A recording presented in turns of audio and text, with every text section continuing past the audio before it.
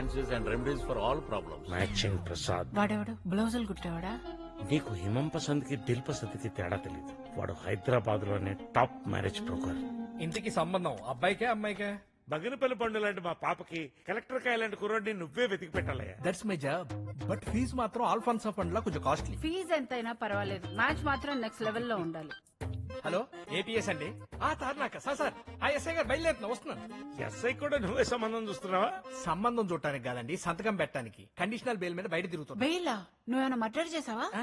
Judge గారు అబ్బాయికి marriage set చేశారు. పెళ్లి రోజే పెళ్లి కూతురు లేచిపోయింది. కేసులో ఏవన్ కింద నన్ను పెట్టారు. ఇదిగో నర్సింగ్ పిఎస్ నుంచి. ఎస్ఐ గారు బయలుదేరిపోయి వస్తున్నాం. అక్కడ కూడా నీ మీద కేసు ఉందా? డీజీపీ కొడుక్కి పెళ్లి సెట్ చేశా. అది పాండమిక్ కంటే దారుణం. మొత్తం 11 కేసులు ఫేస్ చేస్తున్నా. మా పాప అలాంటిది కాదు. ఎక్స్పీరియన్స్ మీద చెప్తున్నాను. ఎవరు పాప ఎలాంటిదో ఎవరికి తెలియదు. అందుకే నేను ఒక రూల్ పెట్టుకున్నాను. డైరెక్ట్ గా అమ్మాయితో ఇంటరాక్ట్ అయ్యి అమ్మాయి అప్రూవల్ ఇస్తే ఓకే, లేదంటే నమస్తే, మీ పళ్ళు తీసుకుని మీరు బయలుదేరచ్చు. నీ పోలీస్ స్టేషన్ పనులు ఫినిష్ చేసుకుని సాయంకాలం ఇంటికి రా. పాపను ప్రిపేర్ చేసి పెడతా. దేనికి?